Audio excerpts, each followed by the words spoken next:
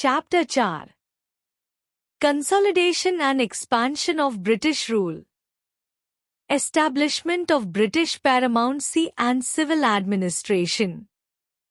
Since the formation of the English East India Company, there was a constant tussle between the company and the British Parliament.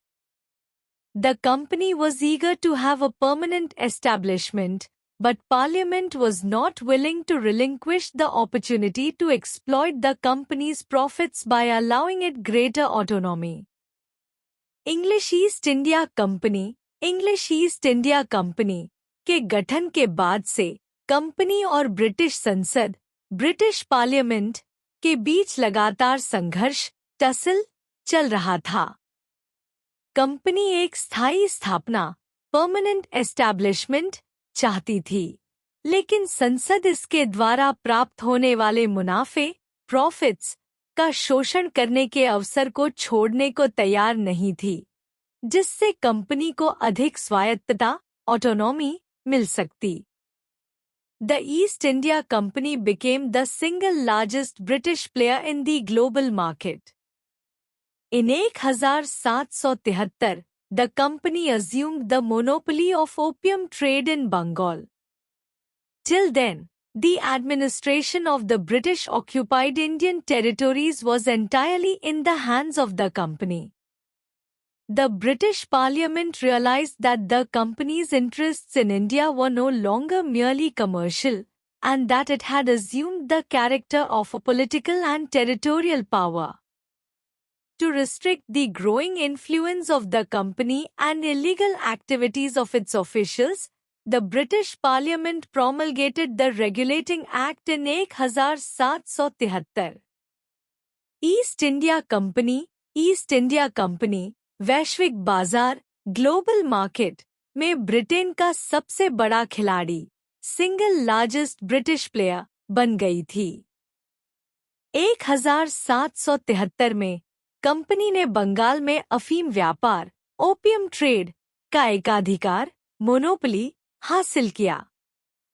तब तक British द्वारा कब्जाए गए भारतीय क्षेत्रों का प्रशासन, एडमिनिस्ट्रेशन पूरी तरह से कंपनी के हाथों में था। ब्रिटिश संसद, ब्रिटिश पार्लियामेंट ने महसूस किया कि अब कंपनी के हित, इंटरेस्ट्स सिर्फ वाणिज्यिक, कमर्शियल नहीं रहे थे, बल्कि यह अब एक राजनीतिक, पॉलिटिकल और क्षेत्रीय, टेरिटोरियल शक्ति, पावर का रूप ले चुका था। कंपनी के बढ़ते प्रभाव, ग्रोइंग इन्फ्लुएंस और इसके अधिकारियों की अवैध गतिविधियों, इलीगल एक्टिविटीज को सीमित, रिस्ट्रिक्ट करने के लिए ब्रिटिश संसद ने 1773 में रेगुलेटिंग एक्ट लागू किया। According to the act, Warren Hastings became the first Governor General of Bengal. Major changes were introduced in the company's administrative structure both in England and in India. The company had to submit to close supervision by the British government and to periodical inquiries by the British Parliament. Now, the governors of the company's commercial settlements became governors of provinces. Although the East India Company continued to trade, many of its officials became administrators in the new British regimes. Huge army was created to defend the company's territories, to coerce neighboring Indian states and to crush any potential internal resistance. Regulating Act के अनुसार Warren Hastings को बंगाल का पहला governor general of Bengal बनाया गया। Company, east India company की प्रशासनिक संरचना, एडमिनिस्ट्रेटिव स्ट्रक्चर में इंग्लैंड और भारत दोनों में प्रमुख परिवर्तन, मेजर चेंजेस किए गए। अब कंपनी को ब्रिटिश सरकार, ब्रिटिश गवर्नमेंट की कड़ी निगरानी, क्लोज सुपरविजन और ब्रिटिश संसद, ब्रिटिश पार्लियामेंट द्वारा समय पर पूछताछ, पीरियोडिकल इंक्वायरीज का सामना करना पड़ा। अब कंपनी के वाणिज्यिक, कमर्शियल स्थलों के गवर्नर्स को प्रांतों प्रोविंसेस के गवर्नर बना दिया गया। हालांकि ईस्ट इंडिया कंपनी व्यापार ट्रेड करती रही, लेकिन इसके कई अधिकारियों को नए ब्रिटिश शासन में प्रशासनिक कार्य एडमिनिस्ट्रेटर्स करने के लिए नियुक्त किया गया। कंपनी के क्षेत्रों टेरिटरीज की रक्षा डिफेंड करने के लिए एक विशाल सेना ह्यूज आर्मी बनाई गई, ताकि पड़ोसी भारतीय राज्यों नेबरिंग इंडियन स्टेट्स को दबाया जा सके और किसी भी आंतरिक प्रतिरोध इंटरनल रेजिस्टेंस को कुचला जा सके। Warren Hastings abolished the dual system introduced by Robert Clive. But in the meantime, the Marathas emerged as a formidable power in the north. Hyder Ali and Tipu Sultan, the legendary rulers of Mysore, also gave a tough time to the British forces. Having sided with the French during the war, the rulers of Mysore continued their struggle against the company with 4 Anglo-Mysore wars. Warren Hastings ने Robert Clive द्वारा पेश किए गए द्वितीय शासन प्रणाली dual system को समाप्त अबॉलिश्ड कर दिया। लेकिन इस दौरान मराठास उत्तर में एक मजबूत शक्ति फॉर्मिडेबल पावर के रूप में उभरने लगे। हैदर अली और टीपू सुल्तान जो मैसूर के प्रसिद्ध शासक लेजेंडरी रूलर्स थे, ने भी ब्रिटिश फोर्सेस को कड़ी चुनौती दी। Tough time. मैसूर के शासकों ने युद्ध के दौरान फ्रांस के साथ मिलकर साइडेड विद दी फ्रेंच संघर्ष किया और कंपनी के खिलाफ 4 एंग्लो मैसूर युद्ध 4 एंग्लो मैसूर वॉर्स जारी रखे। Annexation of Mysore. Mysore had maintained its independence ever since the end of the Vijayanagar Empire. Late on, it accepted the authority of the Mughals. At the time of Nadir Shah's invasion, Mysore tried to assert its independence. During the 18th century, the king of Mysore, Chikka Krishnaraj, was a puppet in the hands of his 2 ministers. Mysore ने Vijayanagar empire के अंत के बाद से अपनी स्वतंत्रता independence बनाए रखी थी। बाद में उसने मुगल्स की सत्ता अथॉरिटी को स्वीकार एक्सेप्टेड किया। नादिर शाह के आक्रमण के समय इन्वेशन मैसूर ने अपनी स्वतंत्रता इंडिपेंडेंस का दावा असर्ट करने की कोशिश की। 18वीं शताब्दी 18th सेंचुरी में मैसूर के राजा चिक्का कृष्णराज अपने 2 मंत्रियों के हाथों एक कठपुतली पपेट बने हुए थे। During the latter part of his rule, Hyder Ali, an iconic personality, rose to prominence from the ranks of an army captain. The Marathas, the British and the Nizam of Hyderabad were jealous of Hyder Ali's growing power. अपने शासन rule के अंतिम हिस्से लाटर part में हैदर अली जो एक प्रसिद्ध व्यक्तित्व आइकॉनिक पर्सनालिटी थे, एक सेना के कप्तान आर्मी कैप्टन के रूप में उभरे। रोज टू प्रोमिनेंस। मराठास ब्रिटिश और हैदराबाद के निजाम ऑफ हैदराबाद को हैदर अली की बढ़ती ताकत ग्रोइंग पावर पर जेलस होने लगी। The British made an alliance with the Marathas and the Nizam of Hyderabad to crush the power of Hyder Ali. Series of wars was fought between Mysore and the company over a span of 32 years.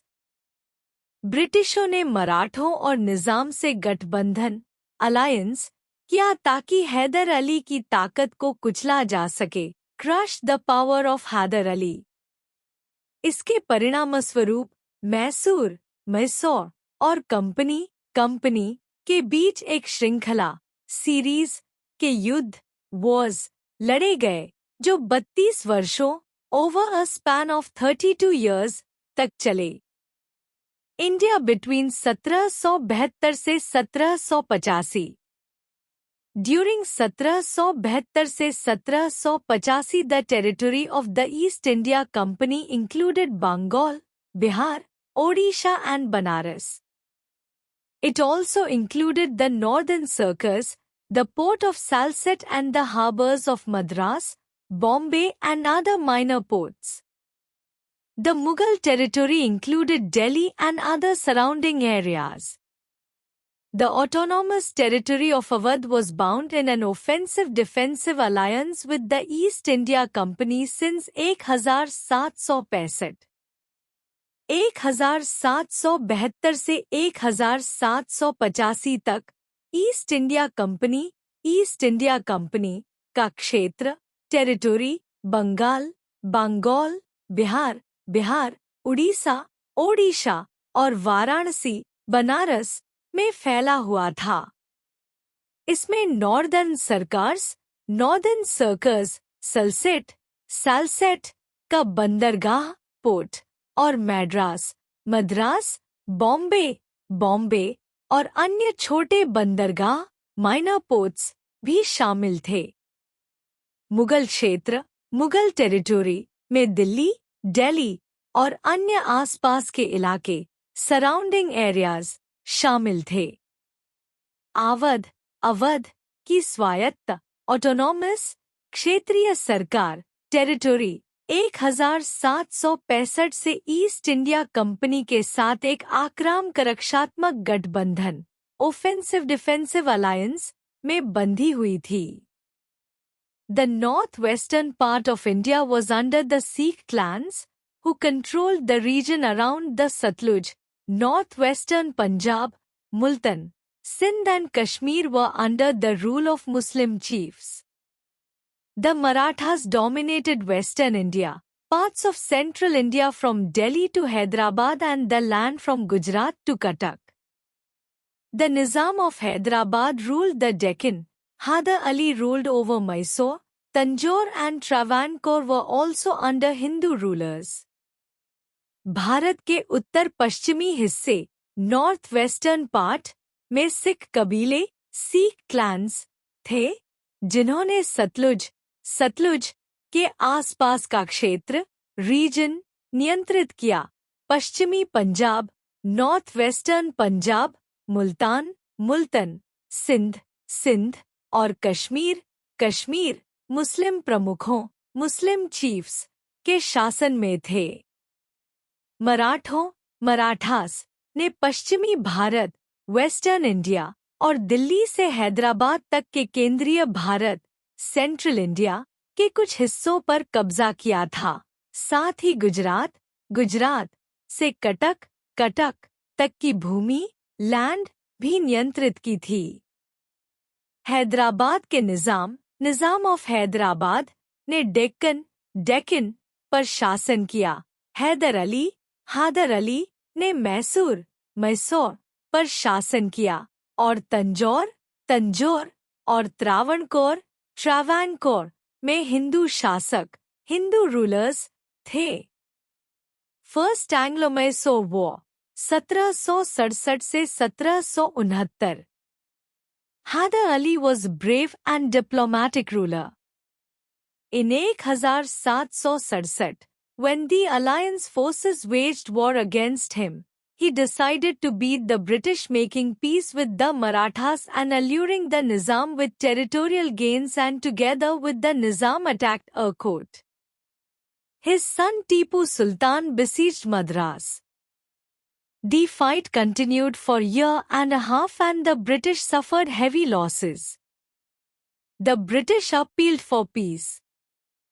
Haider Ali एक साहसी और कूटनीतिक शासक, brave and diplomatic ruler थे। 1767 में जब गठबंधन बलों अलायंस फोर्सेस ने उनके खिलाफ युद्ध शुरू किया तो उन्होंने ब्रिटिशों को हराने का फैसला किया और मराठास के साथ शांति पीस करके और निजाम को क्षेत्रीय लाभ टेरिटोरियल गेन्स देने का प्रलोभन अल्यूरिंग देकर निजाम के साथ मिलकर अरकोट पर हमला किया। उनके बेटे टीपू सुल्तान ने मद्रास को घेर लिया बिसीज्ड। यह संघर्ष फाइट 1 साल और 6 महीने तक चला और ब्रिटिशों को भारी नुकसान हेवी लॉसेस हुआ। अंत में ब्रिटिशों ने शांति की अपील की appealed for piece. A treaty was signed in 1769 in Madras and both the parties agreed to return the areas won by each other.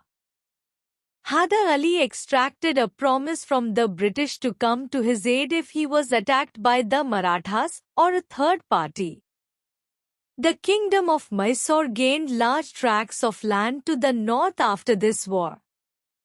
1769 में मद्रास में एक संधि ट्रीटी पर हस्ताक्षर किए गए जिसमें दोनों पक्षों ने एक दूसरे से जीते हुए क्षेत्रों को वापस करने का निर्णय लिया।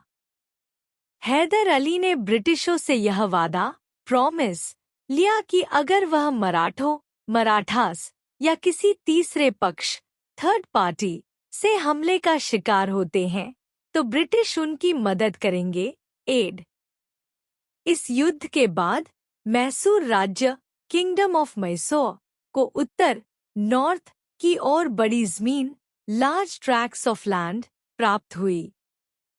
सेकेंड एंग्लो मैसूर वॉर 1779 से 1784। In 1771, during the war against the Marathas, Hyder Ali tested the loyalty of the British, but now Hyder Ali decided to take revenge against them.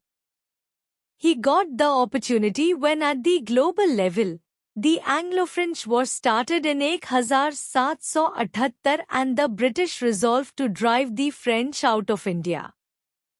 They captured Mahe, a French port, on the western coast in 1779 which due to its proximity to Mysore, infuriated Hyder Ali. 1771 में मराठास के खिलाफ युद्ध के दौरान हैदर अली ने ब्रिटिशों की वफादारी लॉयल्टी की परीक्षा टेस्ट ली, लेकिन अब हैदर अली ने उनके खिलाफ बदला रिवेंज लेने का फैसला किया। उन्हें मौका तब मिला जब वैश्विक स्तर पर एंग्लो फ्रांसीसी युद्ध एंग्लो फ्रेंच वॉर 1778 में शुरू हुआ और ब्रिटिशों ने भारत से फ्रांसीसियों को बाहर करने का निर्णय लिया। 1779 में ब्रिटिशों ने माहे एक फ्रांसीसी बंदरगाह फ्रेंच पोर्ट को पश्चिमी तट वेस्टर्न कोस्ट पर कब्जा कर लिया जो मैसूर के पास था और इसने हैदर अली को क्रोधित कर दिया। Infuriated Hyder Ali. He attacked Karnataka and reached Kanjivaram, only 45 miles from Madras, unopposed. The incapacity of the British soldiers and officers resulted in the total destruction of the British force in September 1780. Haider Ali ने कर्नाटक पर हमला किया और कांजीवरम तक पहुंच गए जो मद्रास से केवल 45 माइल्स दूर था, बिना किसी प्रतिरोध के अनअपोज्ड। ब्रिटिश सैनिकों सोल्जर्स और अधिकारियों ऑफिसर्स की अक्षमता इनकैपेसिटी के कारण 1780 के सितंबर में ब्रिटिश फोर्स का पूरी तरह से विनाश टोटल डिस्ट्रक्शन हो गया। But Hyder Ali fell ill and died in 1782. His son Tipu Sultan continued the war. It was brought to an end by the Treaty of Mangalore. The Governor of Madras offered peace and signed the Treaty of Mangalore in 1784. According to it, the two parties exchanged their territories and prisoners of war. लेकिन हैदर अली बीमार इल हो गए और 1782 में उनकी मृत्यु died हो गई। उनके बेटे टीपू सुल्तान ने युद्ध जारी रखा। इस युद्ध को मंगलोर की संधि ट्रीटी ऑफ मैंगलोर के द्वारा समाप्त किया गया। मद्रास के गवर्नर गार्नर ने शांति की पेशकश ऑफर्ड पीस की और 1784 में मंगलोर की संधि पर हस्ताक्षर साइन दी ट्रीटी किए। इस संधि के अनुसार दोनों पक्षों ने अपनी अपनी जमीनें, टेरिटोरीज और युद्धबंदी प्रिजनर्स ऑफ वॉर आदान प्रदान एक्सचेंज की। The treaty is an important document in the history of India. It was the last occasion when an Indian power dictated terms to the British. Warren Hastings called it a humiliating pacification. The credit for his treaty goes to Tipu Sultan. The British did not reconcile themselves to this humiliating and worked hard thereafter to subvert Tipu's power. यह संधि भारतीय इतिहास history of India में एक महत्वपूर्ण दस्तावेज important document है। यह वह आखिरी अवसर था जब एक भारतीय शक्ति इंडियन पावर ने ब्रिटिशों को शर्तें टर्म्स थोप दी। वॉरेन हेस्टिंग्स ने इसे अपमानजनक शांति समझौता ह्यूमिलिएटिंग पैसिफिकेशन कहा। इस संधि का श्रेय टीपू सुल्तान को जाता है। ब्रिटिश इस अपमानजनक समझौते से संतुष्ट रिकंसाइल नहीं हुए और बाद में उन्होंने टीपू सुल्तान की शक्ति को कमजोर करने सबवर्ट के लिए कड़ी मेहनत की। थर्ड एंग्लो मैसो वॉर 1789 से 1792। Lord Cornwallis was the Governor-General during the Third Anglo-Mysore War. He was instructed to refrain from wars and to follow a policy of non-intervention by the British government. But Tipu Sultan was keen on extending his territories by aggression. Lord Cornwallis तीसरे एंग्लो-मैसूर युद्ध के दौरान governor general थे। उन्हें British सरकार द्वारा युद्धों से बचने रिफ्रेन फ्रॉम वॉर्स और एक गैर हस्तक्षेप नीति पॉलिसी ऑफ नॉन इंटरवेंशन को अपनाने का निर्देश इंस्ट्रक्शन दिया गया था। लेकिन टीपू सुल्तान अपने क्षेत्र टेरिटोरीज का विस्तार एक्सपैंडिंग करने के लिए आक्रमण एग्रेशन करने के लिए उतावले कीन थे। इन 1789 Tipu Sultan attack ट्रावेंकोर, an ally of the British. The British forged a triple alliance with the Nizam and the Marathas. The war lasted for 2 years, but British Major General Meadows could not suppress Tipu Sultan. In 1791, Cornwallis himself took over the command of the British troops. He captured Bangalore and approached Seringapatam. Tipu Sultan ने 1789 में ट्रावनकोर पर हमला किया, जो ब्रिटिशों का सहयोगी राज्य था। इसके बाद ब्रिटिश ने निजाम और मराठास के साथ मिलकर एक तृतीय गठबंधन ट्रिपल अलायंस बनाया। यह युद्ध 2 साल तक चला, लेकिन British major general Meadows Tipu Sultan को दबाने में असफल रहे। इसके बाद 1791 में कॉर्नवालिस ने स्वयं ब्रिटिश सेना की कमान संभाली। उन्होंने बैंगलोर पर आक्रमण किया और सेरिंगपट्टम की ओर बढ़े। In the beginning, Tipu defended his capital well and forced Cornwallis to retreat. But in February 1792, the war culminated in a resounding defeat for Mysore. Tipu was forced to sign the humiliating Treaty of Seringapattam in March 1792. This time, the British dictate their terms.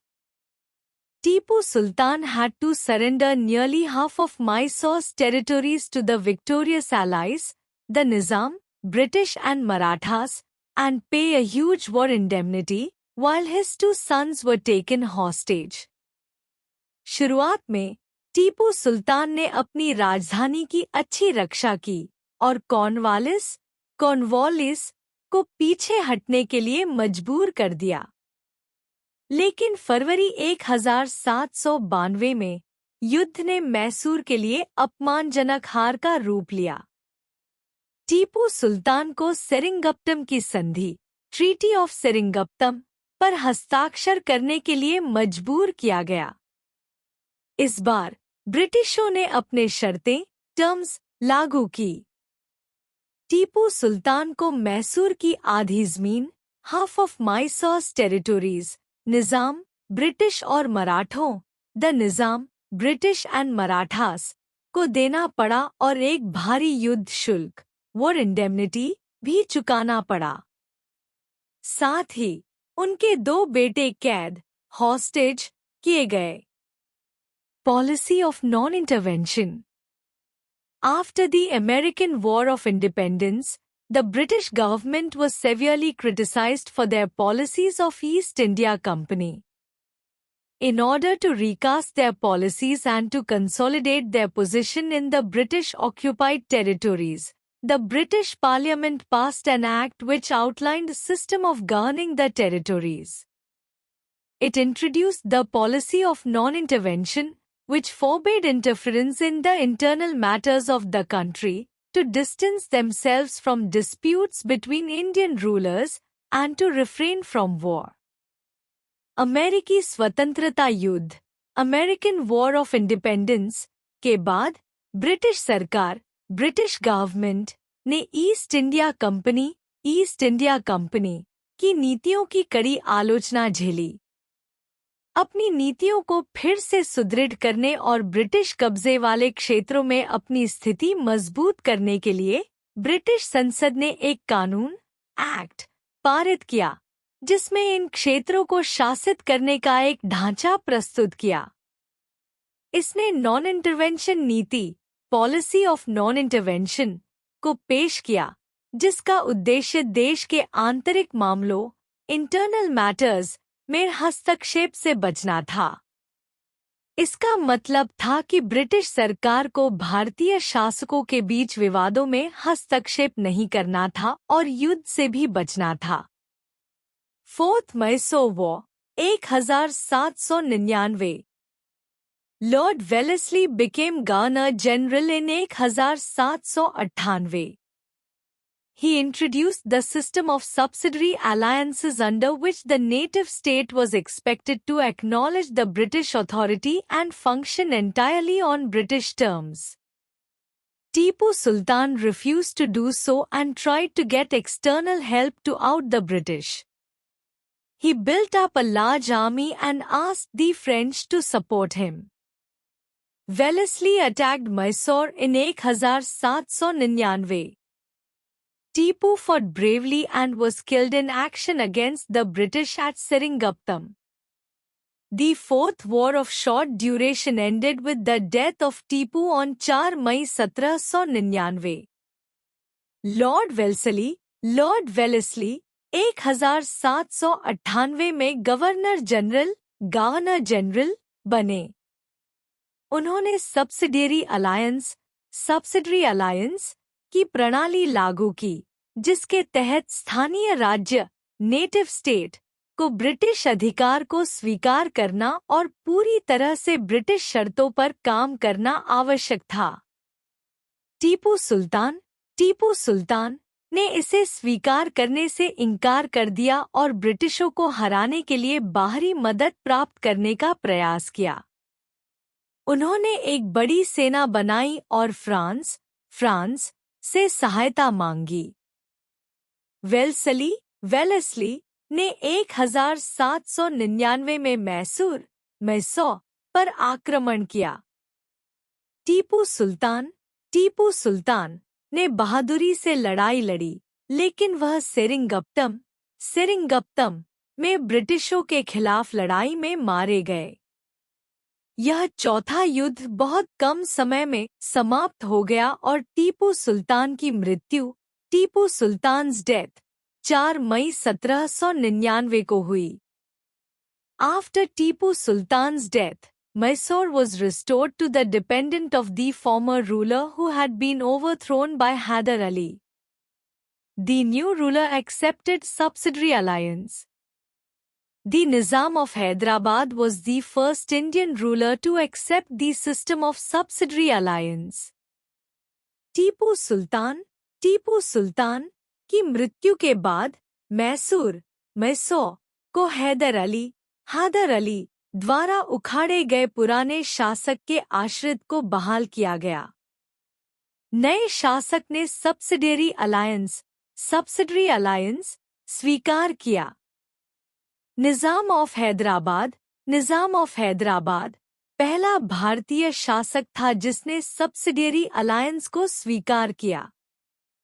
Subsidiary alliance and the growth of colonial army. Subsidiary alliance was introduced by Lord Wellesley to secure British supremacy in India. The system was practically forced on a ruler who was faced constant threat from other states. According to this alliance, the Indian rulers were not supposed to keep their independent armed forces as they were protected by the company. Subsidiary alliance की प्रणाली Lord Wellesley द्वारा भारत में British प्रभुत्व को मजबूत करने के लिए लागू की गई थी। यह प्रणाली उन शासकों पर लाद दी गई थी, प्रैक्टिकली फोर्स्ड, जो अन्य राज्यों से निरंतर खतरे का सामना कर रहे थे। इस संधि के अनुसार भारतीय शासकों को अपनी स्वतंत्र सैन्य बलों आर्म्ड फोर्सेस को बनाए रखने की अनुमति नहीं थी, क्योंकि उन्हें कंपनी द्वारा सुरक्षा प्रोटेक्टेड बाय द कंपनी दी जा रही थी। However, they had to pay for the armed forces. Part of territory was taken away as penalty if the ruler failed to pay. The Indian ruler was also to keep British resident in the court who in turn interfered with the internal administration of the state if it was against the company's interests. So, the Indian states lost their independence. Subsidiary alliance की प्रणाली Lord Wellesley द्वारा भारत में British प्रभुत्व को मजबूत करने के लिए लागू की गई थी।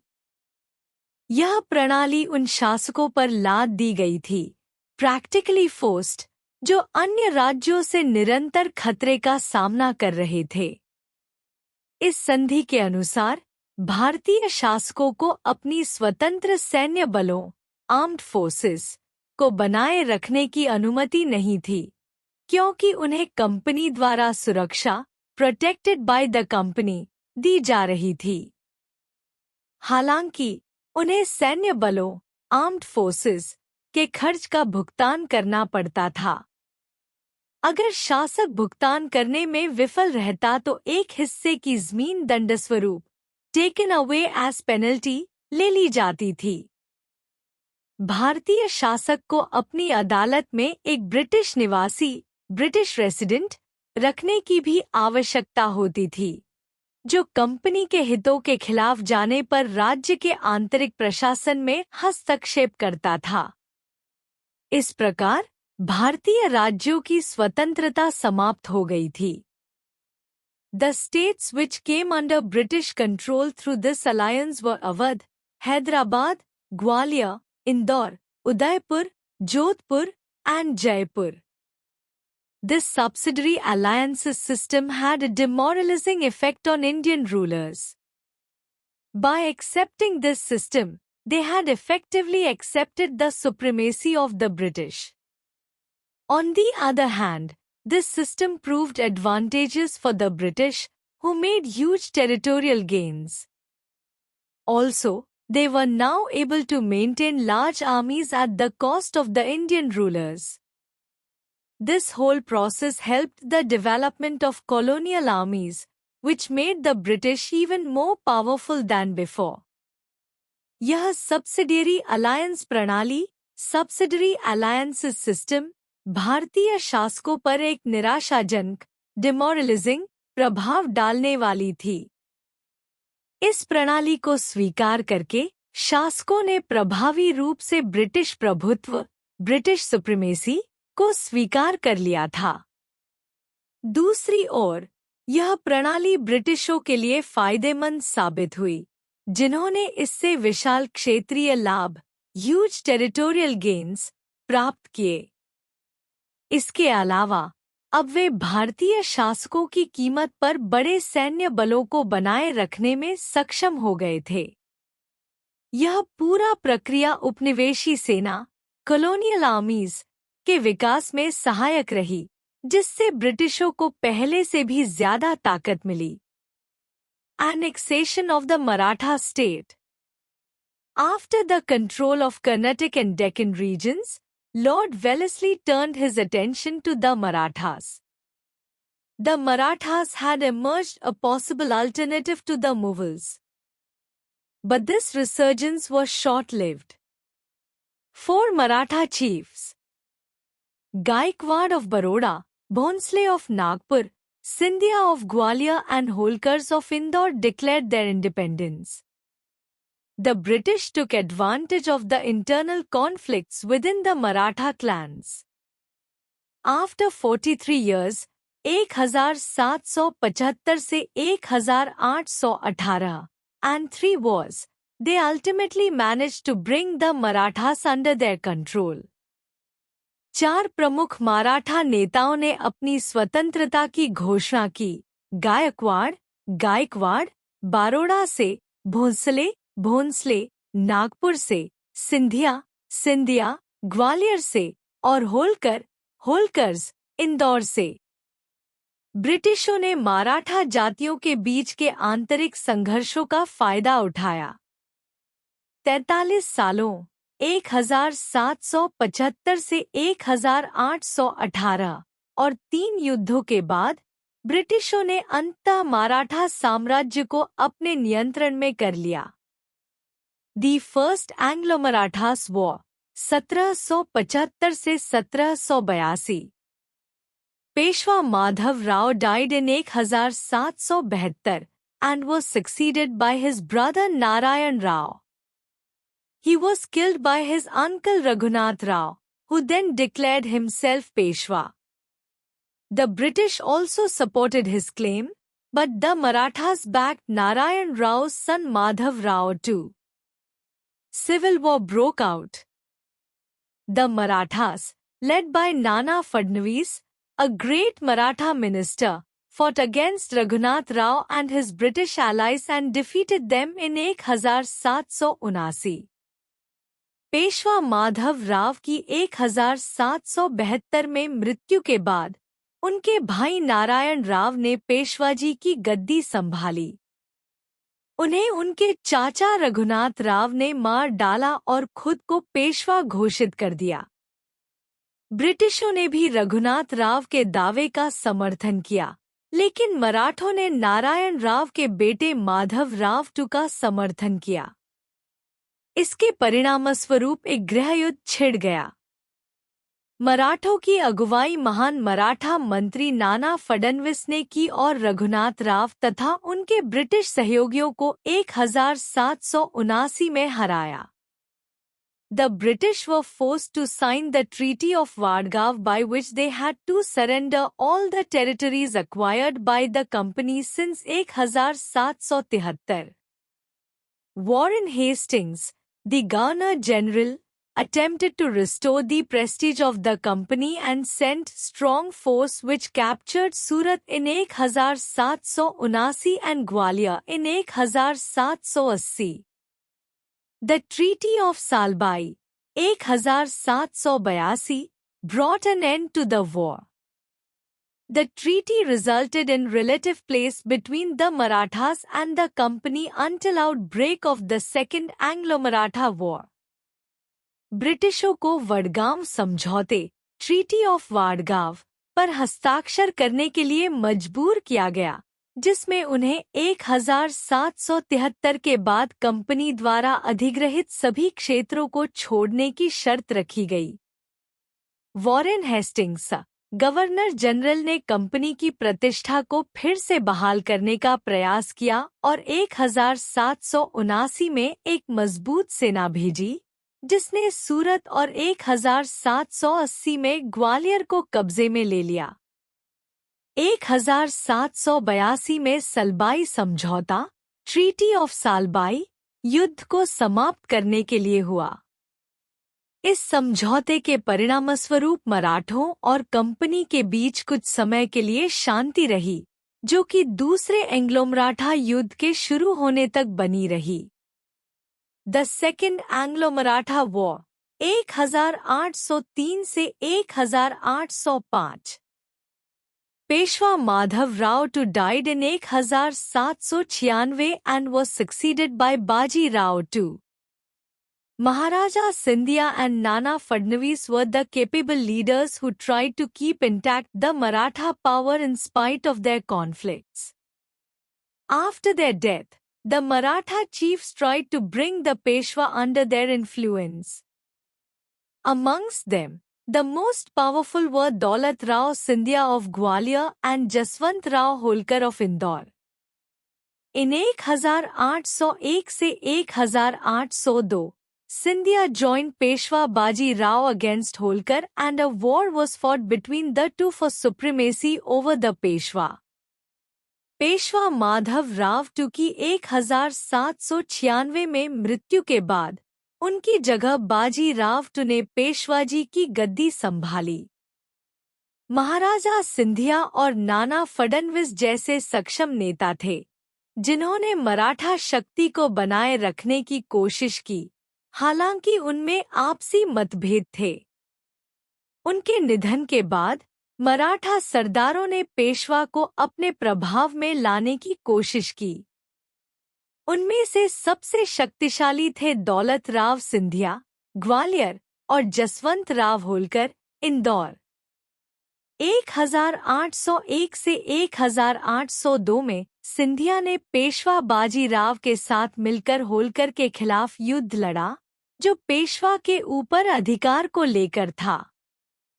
Jaswant Rao Holkar defeated the combined forces in 1802. Peshwa Baji Rao too fled to Bassein and sought the help of the British. A treaty was signed in 1803 with the British, which allowed them legitimate right to interfere in the affairs of the Marathas. The British forces occupied Poona, the capital of Peshwas.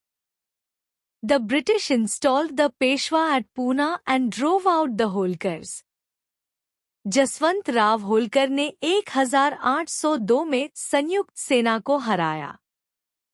Peshwa बाजी Rao to ने बासीन भागकर ब्रिटिशों से मदद मांगी। 1803 में ब्रिटिशों के साथ एक समझौता हुआ, जिसमें ब्रिटिशों को मराठा मामलों में हस्तक्षेप करने का वैध अधिकार मिल गया। ब्रिटिश सेना ने पुणे, पेशवाओं की राजधानी पर कब्जा कर लिया। ब्रिटिशों ने पेशवा को पुणे में स्थापित किया और होलकरों को बाहर कर दिया। Lord Wellesley, the governor general of India, now decided to bring the Marathas under the subsidiary system. The Gaikwads were the first to sign the subsidiary treaty with the British. Scindia was forced to sign a treaty by which he ceded the Gangazamuna Doab, Ahmednagar and Broach. Bhonsle accepted the overlordship of the British and gave up claims on Cuttack, Balasore and parts of the central provinces, now Madhya Pradesh. This war dealt a severe blow to the power and prestige of the Marathas. Bharat के governor general Lord Wellesley ने अब मराठों को उपसंपर्क प्रणाली subsidiary system के तहत लाने का निर्णय लिया। गायकवाड़ पहले मराठा सरदार थे जिन्होंने ब्रिटिशों के साथ उपसंपर्क संधि पर हस्ताक्षर किए। इसके बाद सिंधिया को एक संधि पर हस्ताक्षर करने के लिए मजबूर किया गया, जिसके तहत उन्होंने गंगाजमुना दोआब, आगरा और ब्रोच जैसे इलाके ब्रिटिशों को सौंप दिए। भोंसले ने ब्रिटिशों के आधिपत्य को स्वीकार किया और कटक, बालासोर और मध्य प्रदेश के कुछ हिस्सों पर अपने दावे को छोड़ दिया। इस युद्ध ने मराठों की शक्ति और प्रतिष्ठा को गंभीर नुकसान पहुंचाया। Holkar sought refuge in the court of Maharaja Ranjit Singh, the Sikh ruler of Punjab. In the meantime, Lord Wellesley was recalled to England. His policy of wars and expansion was proving very expensive to the British government. The next Governor-General was George Barlow. He made peace with Holkar and signed a treaty in 1806 by which his territories were restored to him. Similarly, the British revised the treaties made with Bhonsle and Scindia and returned their territories. The British once again reverted to the policy of non-intervention. Holkar ने महाराजा रणजीत सिंह, पंजाब के सिख शासक के दरबार में शरण ली। इस बीच Lord Wellesley को England वापस बुला लिया गया क्योंकि उनके युद्ध और विस्तार की नीति ब्रिटिश सरकार के लिए बहुत महंगी साबित हो रही थी। इसके बाद नए गवर्नर जनरल जॉर्ज बार्लो बने। उन्होंने होलकर के साथ शांति समझौता किया और 1806 में एक संधि पर हस्ताक्षर किए, जिसके तहत उनकी ज़मीनें उन्हें वापस कर दी गईं। इसी प्रकार ब्रिटिशों ने भोंसले और सिंधिया से की गई संधियों की समीक्षा की और उनकी ज़मीनें वापस की। इसके बाद ब्रिटिशों ने एक बार फिर गैर हस्तक्षेप नीति, पॉलिसी ऑफ नॉन इंटरवेंशन, को अपनाया। द थर्ड एंग्लो-मराठा वॉर 1817 से 1818। The last Maratha war was fought during the period when Lord Hastings was the Governor-General. Peshwa Baji Rao, to realize the mistake of making the Treaty of Bassein with the British, he felt suffocated, and to free himself, he decided to wage a war against the British with the help of other Maratha chiefs. Hastings came to know about this plan and forced the Peshwa to sign the Treaty of Poona, 1817, by which the Peshwa had to renounce the leadership of Maratha chiefs and had to surrender Konkan to the British. Similarly, Scindia was forced to sign a treaty at Gwalior, 1817, to help the British against the Pindaris. Bhonsle had already signed a treaty in 1816. यह अंतिम मराठा युद्ध Lord Hastings के governor general बनने के दौरान हुआ था। पेशवा बाजीराव द्वितीय ने बसीन संधि के साथ ब्रिटिशों से किया गया समझौता गलत माना था। वह महसूस कर रहे थे कि उन्होंने अपनी स्वतंत्रता खो दी है और खुद को मुक्त करने के लिए उन्होंने अन्य मराठा सरदारों की मदद से ब्रिटिशों के खिलाफ युद्ध छेड़ने का निर्णय लिया।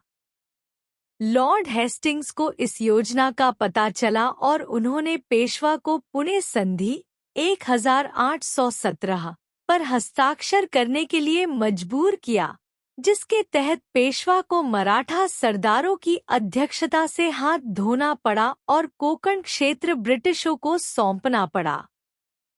इसी प्रकार सिंधिया को ग्वालियर में एक संधि पर हस्ताक्षर करने के लिए मजबूर किया गया, जिसमें उन्हें पिंडारियों के खिलाफ ब्रिटिशों की मदद करनी थी। भोंसले ने पहले ही 1816 में एक संधि पर हस्ताक्षर कर दिए थे। Despite these treaties, the Marathas chiefs were determined to make a last attempt to regain their independence. Under Peshwa Baji Rao too, they declared war against the British, then attacked and burnt the residency at Kirki, near Pune. But finally they were defeated in this third and last war against the British. The British deposed the Peshwa and annexed all his territories. The Peshwa was deported to Bithur, near Kanpur. Bhonsle and Holkar also surrendered and accepted the subsidiary alliance. इन संधियों के बावजूद मराठा सरदारों ने अपनी स्वतंत्रता पुनः प्राप्त करने के लिए अंतिम प्रयास करने का निर्णय लिया। पेशवा बाजीराव द्वितीय के नेतृत्व में उन्होंने ब्रिटिशों के खिलाफ युद्ध की घोषणा की और पुणे के पास किर्की में ब्रिटिश निवास को जलाकर नष्ट कर दिया। लेकिन अंततः वे इस तीसरे और आखिरी युद्ध में ब्रिटिशों से हार गए। ब्रिटिशों ने पेशवा को गद्दी से हटा दिया और उनके सभी क्षेत्रों को साम्राज्य में मिला लिया। पेशवा को बिथुर, कानपुर भेज दिया गया। भोंसले और होलकर ने भी आत्मसमर्पण किया और उपसंपर्क संधि को स्वीकार कर लिया। The Maratha power in India was shattered forever and the British emerged as the supreme power in India. Maratha शक्ति हमेशा के लिए समाप्त हो गई और ब्रिटिश भारत में सर्वोच्च शक्ति के रूप में उभरे। पिंडरीस। The term Pindari refers to loose bands, led by chieftains, that flourished in central India in the late 18th and 19th centuries. Not confined to any one race, tribe or religion, they emerged after the breakup of the Mughal armies. Pindari शब्द से तात्पर्य ऐसी ढीली-ढाली सेनाओं से है जो केंद्रीय भारत में 18वीं और 19वीं शताब्दी में प्रमुख थी। ये सेनाएं किसी एक जाति, कबीले या धर्म तक सीमित नहीं थी और ये मुगल सेनाओं के टूटने के बाद अस्तित्व में आईं।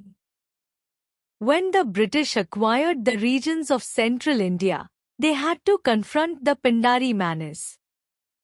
Lord Hastings launched a combing operation against the Pindaris and was successful in eliminating them. He also made one of the Pindari chiefs the Nawab of a small Rajputana principality called Tonk. जब ब्रिटिशों ने केंद्रीय भारत के क्षेत्रों पर अधिकार किया, तो उन्हें पिंडारी समस्या का सामना करना पड़ा। लॉर्ड हेस्टिंग्स ने पिंडारियों के खिलाफ एक अभियान शुरू किया और उन्हें समाप्त करने में सफल रहे। इसके साथ ही उन्होंने पिंडारी प्रमुखों में से एक को राजपूताना के एक छोटे से राज्य टोंक का नवाब बना दिया। Important developments before the Third Anglo-Maratha War. Some important developments had taken place before the Third Maratha War in 1817. Java and Sumatra were occupied by the British to safeguard the British territories. Singapore were also conquered, which strengthened the British position in Malaya. These conquests helped to establish Britain's naval supremacy in the region. The British also tried to extend their influence in Afghanistan, Iran, and in the northwestern region of India. They succeeded in expanding their control up to the river Satluj. This expansion restricted the movement of Sikh ruler Ranjit Singh to the east of that river. In the same year, 1809, the Treaty of Amritsar was made between the British and the Sikh ruler, Ranjit Singh that guaranteed the neutrality of the Sikhs. 1817 से पहले कुछ महत्वपूर्ण घटनाएं घटीं। ब्रिटिशों ने जावा और Sumatra पर कब्जा किया ताकि अपने क्षेत्र की सुरक्षा कर सकें। इसके अलावा ब्रिटिशों ने सिंगापुर को भी जीत लिया, जिससे उनका मलेशिया में प्रभाव बढ़ा।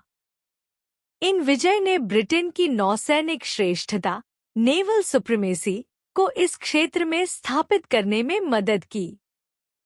ब्रिटिशों ने अफगानिस्तान, ईरान और भारत के उत्तर पश्चिमी क्षेत्रों में भी अपना प्रभाव बढ़ाने की कोशिश की। उन्होंने सतलज नदी, सुतलेज रिवर, तक अपने नियंत्रण का विस्तार किया। इस विस्तार ने सिख सम्राट रणजीत सिंह की पूर्व दिशा में मूवमेंट को रोक दिया। 1809 में ब्रिटिश और रणजीत सिंह के बीच अमृतसर संधि, ट्रीटी ऑफ अमृतसर, हुई, जिसने सिखों की तटस्थता, न्यूट्रलिटी, की guarantee the. Lord Hastings consolidated and strengthened the position of the company. He conquered Nepal and pressurized various Rajput chiefs to sign subsidiary alliances. Thus, by the time the Third Maratha War started, 1817, the British had almost established themselves as the supreme political in India. Lord Hastings ने company की स्थिति को मजबूत किया। उन्होंने नेपाल पर विजय प्राप्त की और कई राजपूत प्रमुखों को सब्सिडियरी अलायंस पर हस्ताक्षर करने के लिए दबाव डाला। इस प्रकार 1817 में जब तीसरी आंग्ल-मराठा युद्ध शुरू हुआ, तब तक ब्रिटिशों ने भारत में अपनी राजनीतिक श्रेष्ठता स्थापित कर ली थी। Annexation of Punjab. Maharaja Ranjit Singh, was known as the Lion of Punjab, was the founder of an independent Sikh kingdom in Punjab. He emerged as a dynamic Sikh leader. He made Lahore his capital and by 1823, he extended his kingdom from the Satluj to Peshawar and from Kashmir up to the borders of Sindh. He was a brave soldier, an able statesman and a tolerant ruler. He ruled for over 40 years. Maharaja Ranjit Singh, known as the Lion of Punjab, ने पंजाब में एक स्वतंत्र सिख साम्राज्य की स्थापना की। वह एक डायनामिक नेता थे जिन्होंने अपनी काबिलियत और बहादुरी से पंजाब को मजबूत किया। लाहौर को उन्होंने अपनी कैपिटल बनाया और 1823 तक उन्होंने अपनी सीमाओं को सतलुज से पेशावर तक और कश्मीर से सिंध तक फैला दिया। वह एक ब्रेव सोल्जर थे, एक सक्षम स्टेट्समैन और एक टॉलरेंट रूलर थे, जिन्होंने 40 साल तक राज्य किया। The first Anglo Sikh war 1845 से 1846। After the death of Maharaja Ranjit Singh in 1839, the Sikh state witnessed a period of political instability as there were many claimants to the throne. In 1843, Dalip Singh, the youngest son of Ranjit Singh, became the ruler under the protection of his mother, Rani Jindan.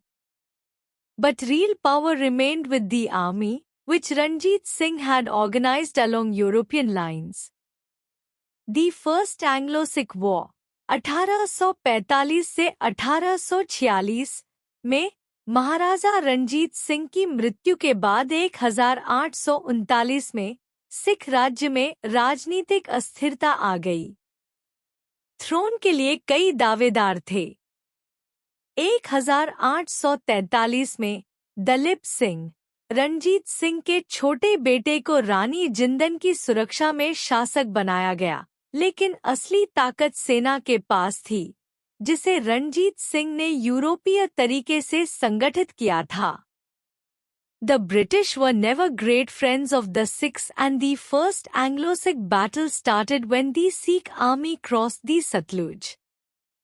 Battles were fought at Mudki, Feroz Shah and Sabrao, in which the British got victory. For the next 2 years, the Punjab was British protectorate. The British Army occupied Lahore. The Treaty of Lahore, 1846, was forced on the Sikhs, according to which the British occupied Jalandhar Doab. The Sikh army was reduced in size and the Sikhs had to pay for the maintenance of the British army. Dalip Singh was recognized as the ruler of Lahore. Besides paying a heavy war indemnity, they were forced to hand over Kashmir to the British, who sold it to Raja Gulab Singh Dogra of Jammu for £1,000,000. The British और Sikhs के बीच अच्छे संबंध नहीं थे और first Anglo Sikh war तब शुरू हुई जब सिख सेना ने सतलुज पार किया। मुदकी, जेरोज शाह और सब्राओं में युद्ध लड़ा गया, जिसमें ब्रिटिश ने जीत हासिल की। अगले 2 साल तक पंजाब एक ब्रिटिश प्रोटेक्टरेट बना रहा। ब्रिटिश सेना ने लाहौर पर कब्जा कर लिया। ट्रीटी ऑफ लाहौर 1846 सिखों पर थोपी गई, जिसके अनुसार ब्रिटिश ने जालंधर दोआब पर कब्जा कर लिया। सिख सेना को छोटा किया गया और सिखों को ब्रिटिश सेना के खर्चे का भुगतान करना पड़ा। दलीप सिंह को लाहौर का शासक माना गया। भारी वॉर इंडेमनिटी चुकाने के बाद सिखों को कश्मीर ब्रिटिश को देना पड़ा, जिसे उन्होंने राजा गुलाब सिंह डोगरा को 1,000,000 में बेच दिया। The second Anglo Sikh war 1848 से 1849। The Lahore treaty was humiliating for the Sikh. The Second Sikh War was triggered by revolt of the Sikh chief, Diwan Mool Raj, the governor of Multan, in April 1848. Instead of suppressing the revolt, Lord Dalhousie declared war against the Sikhs in October 1848. The Second Anglo-Sikh War 1848 से 1849 की शुरुआत Lahore treaty से हुई, जो सिखों के लिए बेहद अपमानजनक थी। यह युद्ध सिख नेता दीवान मूल राज के विद्रोह से शुरू हुआ, जो मुल्तन के गवर्नर थे, और यह विद्रोह अप्रैल 1848 में हुआ था। विद्रोह को दबाने की बजाय लॉर्ड डलहौसी ने अक्टूबर 1848 में सिखों के खिलाफ युद्ध की घोषणा कर दी। Battles were fought at Ramnagar, Chillianwala and Gujarat. The decisive battle was fought at Gujarat on 13 February 1849, in which the Sikhs were completely defeated. Lord Dalhousie annexed the Punjab to the British Empire. It was during this time that the famous Kohinoor was taken away and presented to Queen Victoria. युद्ध रामनगर, चिल्लियांवाला और गुजरात में लड़ा गया। सबसे निर्णायक युद्ध गुजरात में 13 फरवरी 1849 को हुआ, जिसमें सिखों को पूरी तरह से हार का सामना करना पड़ा। लॉर्ड डलहौसी ने पंजाब को ब्रिटिश साम्राज्य में मिला लिया। इस दौरान प्रसिद्ध कोहिनूर हीरा भी सिखों से लेकर क्वीन विक्टोरिया को सौंपा गया। Maharaja Ranjit Singh. Maharaja Ranjit Singh was the founder of a great Sikh state. As a child, Ranjit Singh had an attack of smallpox and lost one eye permanently. Though not handsome in appearance, he had a magnetic personality. Once his foreign minister, Fakir Azizuddin, was asked by Lord Auckland which of the Maharaja's eyes was missing. He replied, "The Maharaja is like the sun, who has only one eye.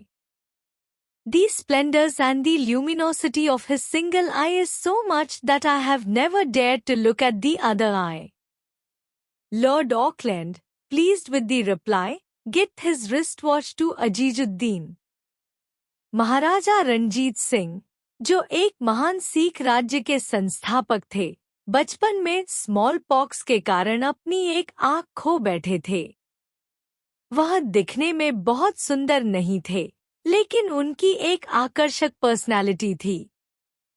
एक बार उनके विदेशी मंत्री फकीर अजीजुद्दीन से Lord Auckland ने पूछा कि महाराजा की कौन सी आँख गायब है। उन्होंने उत्तर दिया, महाराजा सूरज की तरह हैं, जिनकी सिर्फ एक आँख है।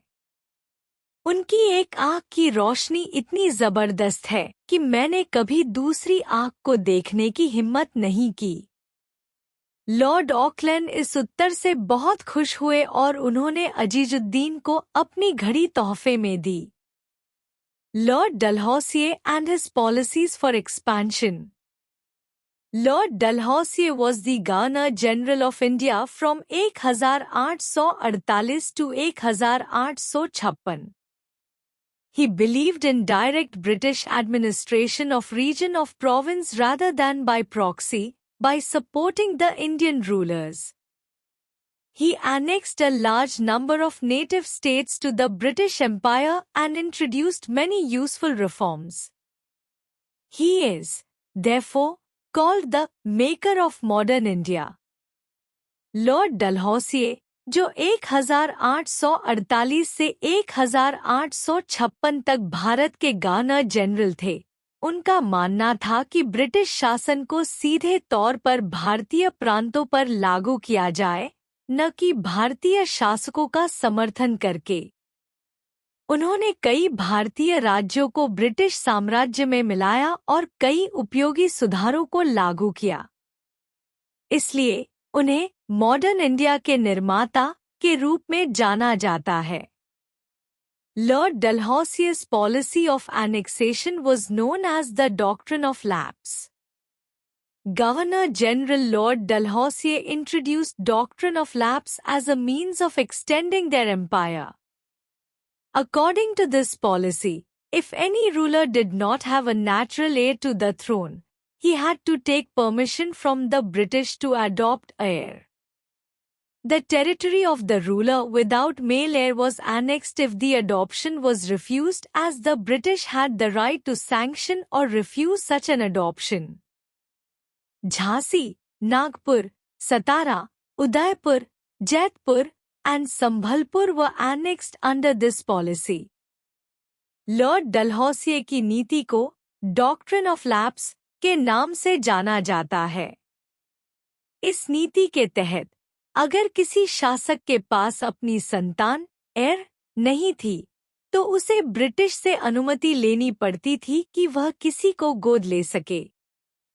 अगर गोद लेने की अनुमति नहीं दी जाती थी, तो उस शासक के राज्य को ब्रिटिश साम्राज्य में मिला लिया जाता था। इस नीति के तहत झांसी, नागपुर, सातार, उदयपुर, जैतपुर और संभलपुर जैसे राज्य ब्रिटिश साम्राज्य में शामिल किए गए। Another method of annexation used by Lord Dalhousie was abolition of titles and pensions of childless rulers upon their death. Their territories were then annexed.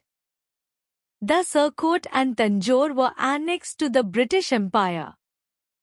The adopted son of the Peshwa, Nana Sahib, was refused the pension by the British. Similarly, after the death of the Nawab of Karnataka, the British did not pay pension to his relative. The imperial title of the Mughal emperor was discontinued after Bahadur Shah II. Lord Dalhousie के द्वारा एक और तरीका अपनाया गया, जिसके तहत बिना संतान वाले शासकों के मरने के बाद उनके पद और पेंशन को समाप्त कर दिया जाता था और उनके राज्य को ब्रिटिश साम्राज्य में मिला लिया जाता था। जैसे कि आरकोट और तंजौर को ब्रिटिश साम्राज्य में शामिल किया गया। पेशवा के गोद लिए हुए बेटे नाना साहेब को ब्रिटिश ने पेंशन देने से मना कर दिया। इसी तरह नवाब ऑफ कर्नाटक की मौत के बाद ब्रिटिश ने उनके रिश्तेदार को पेंशन नहीं दी और मुगल सम्राट बहादुर शाह द्वितीय का साम्राज्य भी समाप्त कर दिया। Maladministration of states by Indian rulers was another excuse for subjugation. The Nawabs of Awadh had become totally dependent on the British government. They neglect their administration and the welfare of their subjects. Dalhousie annexed Awadh in 1856 under this policy. He also captured a portion of Sikkim in 1850 because its ruler had ill-treated the company's men. Thus, Dalhousie annexed different regions of India to expand the British Empire, but he also introduced many useful reforms. भारतीय शासकों के प्रशासन में लापरवाही को भी British साम्राज्य के विस्तार का एक कारण बनाया गया। जैसे कि अवध के नवाब ब्रिटिश सरकार पर पूरी तरह निर्भर हो गए थे और अपने प्रशासन और प्रजा की भलाई की उपेक्षा कर रहे थे। 1856 में डलहौसिये ने अवध को भी ब्रिटिश साम्राज्य में मिला लिया। इसी तरह 1850 में सिक्किम के एक हिस्से को भी ब्रिटिश ने अपने नियंत्रण में ले लिया क्योंकि वहां के शासक ने कंपनी के कर्मचारियों के साथ दुर्व्यवहार किया था। इस तरह डलहौसिये ने भारत के विभिन्न हिस्सों को ब्रिटिश साम्राज्य में शामिल किया और साथ ही कई सुधार भी लागू किए। Reforms. Lord Dalhousie introduced various reforms during his rule to improve the condition of India. He proved his worth in matters of administration by the demarcation of various departments of the administrative machinery and appointment of Lieutenant Governor for Bengal. He introduced the non-regulation system, where Chief Commissioner was appointed in the non-regulation province. Punjab and Awadh were non-regulation provinces. They were directly under the control of the Governor-General through commissioners.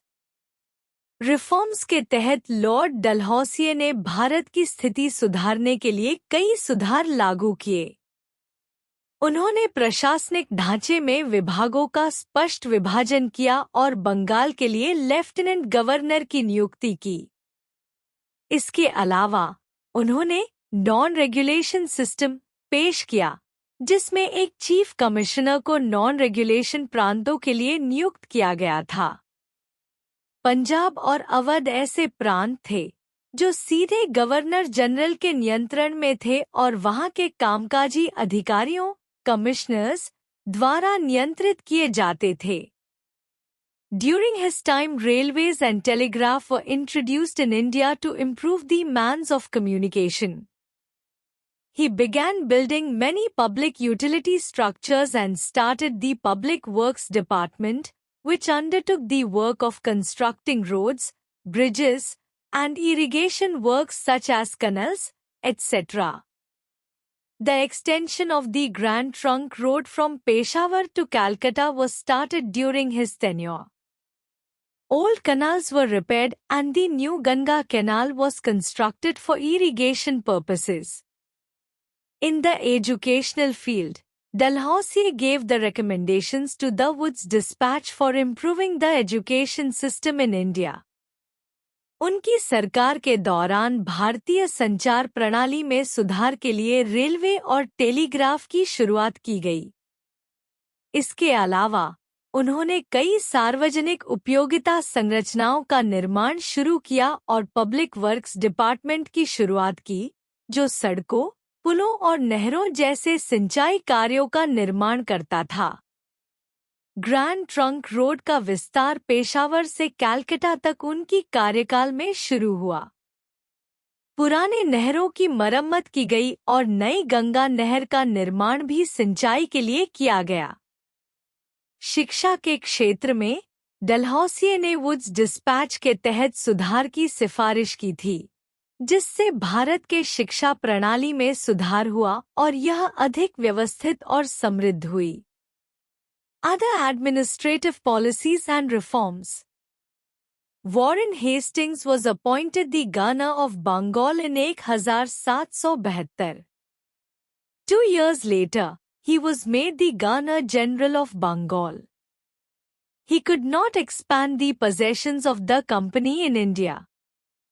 However, he stopped the pension of Emperor Shah Alam and reduced the pension of the Nawab of Bengal from 32 lakh to 16 lakh rupees per year. Warren Hastings को 1772 में बंगाल का governor नियुक्त किया गया था और 2 साल बाद 1774 में उन्हें गवर्नर जनरल ऑफ बंगाल बना दिया गया। उनके शासनकाल में कंपनी के कब्जे में वृद्धि नहीं हुई, लेकिन उन्होंने कुछ महत्वपूर्ण प्रशासनिक कदम उठाए।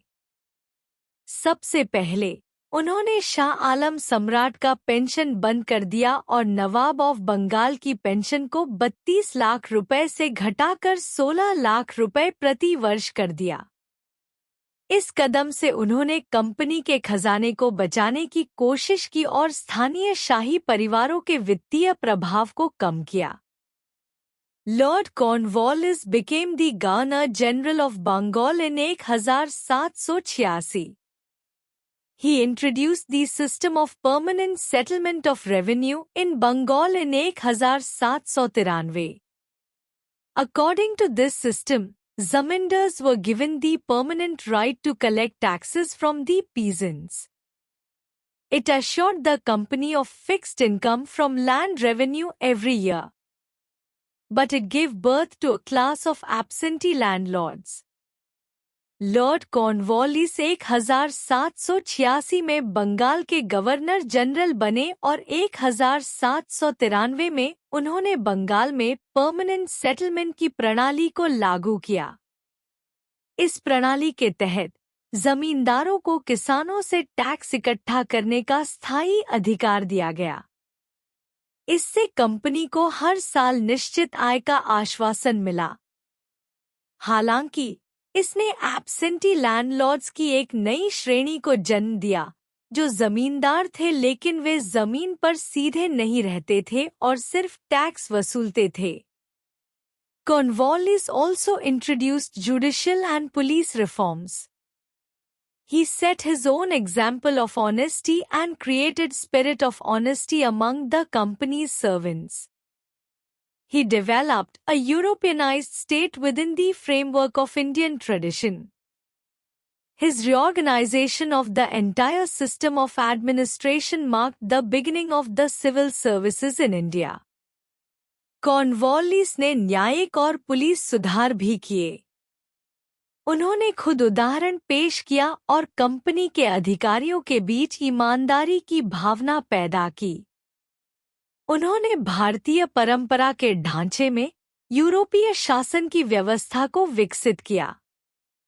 उनके द्वारा किए गए प्रशासनिक सुधारों से सिविल सर्विसेज की शुरुआत हुई, जो भारत में एक नई प्रशासनिक प्रणाली की ओर कदम बढ़ाने का प्रारंभ था। Sir John sure was appointed the Governor General in 1793. He followed a policy of peace and non-intervention. Sir John Shore 1793 में गवर्नर जनरल बने और उन्होंने शांति और अंतर्विरोध में न हस्तक्षेप की नीति अपनाई। उनका उद्देश्य था भारत में ब्रिटिश सत्ता को स्थिर और मजबूत करना, लेकिन उन्होंने युद्धों से बचने की कोशिश की।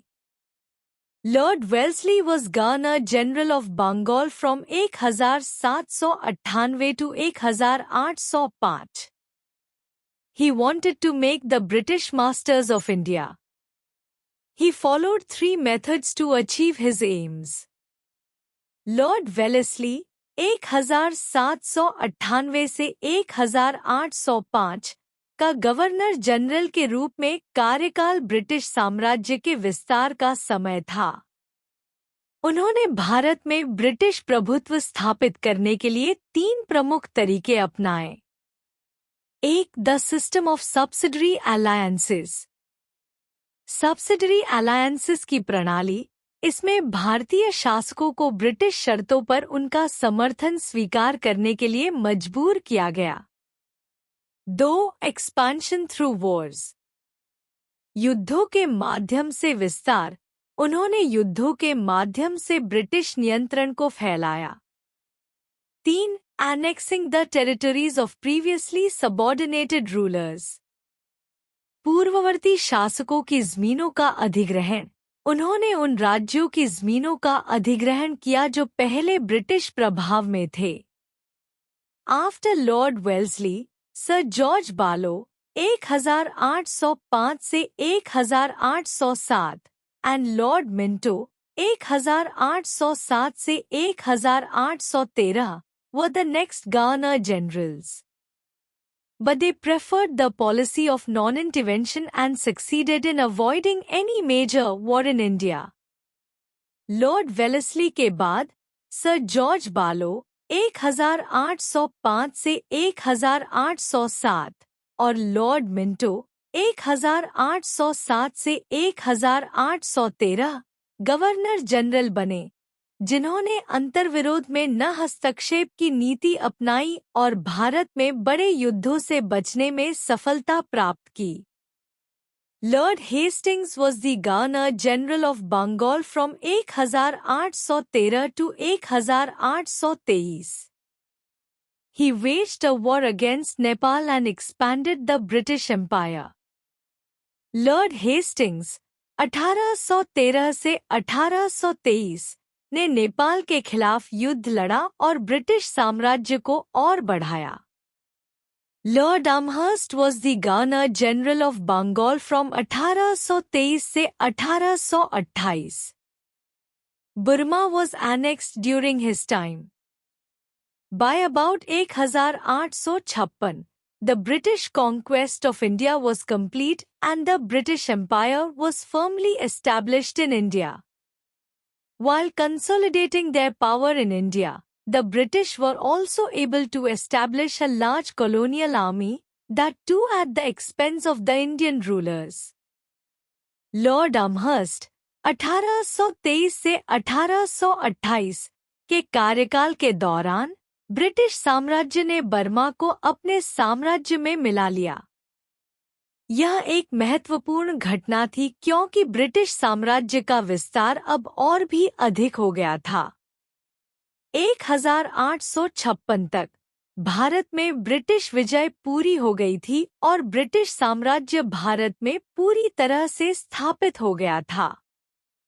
इस दौरान ब्रिटिशों ने भारत में अपनी शक्ति को मजबूत किया और साथ ही साथ एक बड़ा कॉलोनियल आर्मी, औपनिवेशिक सेना भी बनाई, जो भारतीय शासकों के खर्च पर खड़ी की गई थी। ब्रिटिश एडमिनिस्ट्रेशन इन इंडिया 1773 से 1857। In the beginning, the administration of the British territories was entirely in the hands of the company, but gradually the company was brought under the control of the crown. The process began with the Regulating Act in 1773 and culminated in 1858, when the company's power was handed over to the British government. The company was closed in 1858. शुरुआत में British उपनिवेशी क्षेत्रों का प्रशासन पूरी तरह से east India company के हाथों में था, लेकिन धीरे धीरे कंपनी को ब्रिटिश क्राउन के नियंत्रण में लाया गया।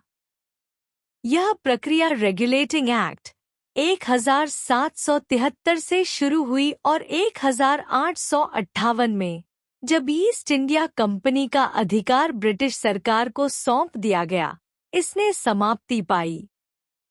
1858 में कंपनी को समाप्त कर दिया गया और भारत का प्रशासन पूरी तरह से ब्रिटिश सरकार के अधीन आ गया। Regulating act 1773। As a result of the Battle of Plassey and Buxar, the British became the masters of Bengal, Bihar and Odisha. But the act reduced the power of the company. Plassey और बक्सर की लड़ाइयों के परिणामस्वरूप ब्रिटिशों ने बंगाल, बिहार और ओडिशा पर कब्जा कर लिया था। हालांकि रेगुलेटिंग एक्ट ने कंपनी की शक्ति को कम कर दिया। The Governor General of Bengal was made the Governor General of all territories in India. he was helped by a four-member council which was formed to assist him. The Act proposed to set up Supreme Court at Calcutta, Kolkata, in order to check the corrupt practices of the company officials. Governor general को अब सभी भारतीय क्षेत्रों का governor general बना दिया गया। उन्हें सहायता देने के लिए एक 4 सदस्यीय परिषद बनाई गई थी। इस एक्ट के अनुसार कोलकाता में सुप्रीम कोर्ट की स्थापना की गई थी ताकि कंपनी के अधिकारियों के भ्रष्ट आचरण को चेक किया जा सके।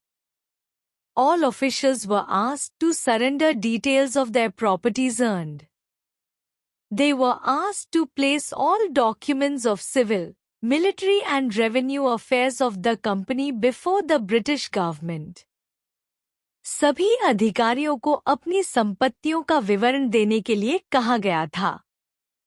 साथ ही उन्हें कंपनी के सिविल, मिलिट्री और रेवेन्यू मामलों के सभी दस्तावेज ब्रिटिश सरकार के सामने पेश करने का आदेश दिया गया था।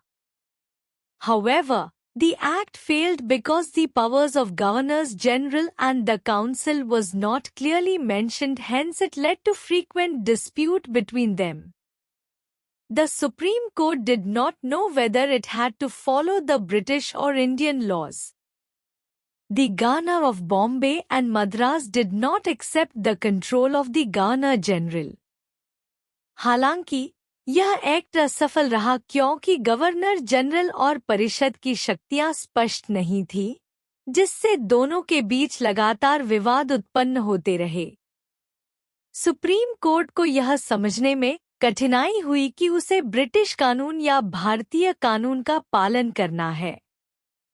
इसके अलावा बॉम्बे और मद्रास के गवर्नर ने गवर्नर जनरल के नियंत्रण को स्वीकार नहीं किया। Pitt's India act 1784।